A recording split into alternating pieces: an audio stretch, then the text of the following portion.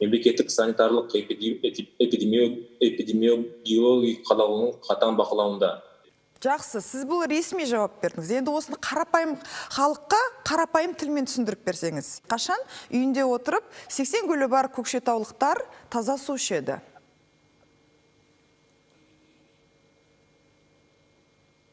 Біржан мырза, экранға қарасаңыз.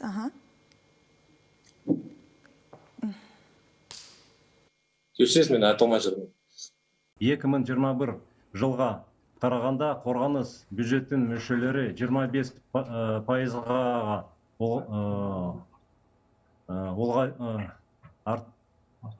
артырылды. Ержан мырза, сіз осы оққаныңызды өзіңіз түсіндіңіз ба қазір? Қазір қандай ақпарат бергеніңізді өзіңіз түсіндіңіз ба қазір? Иә, енді.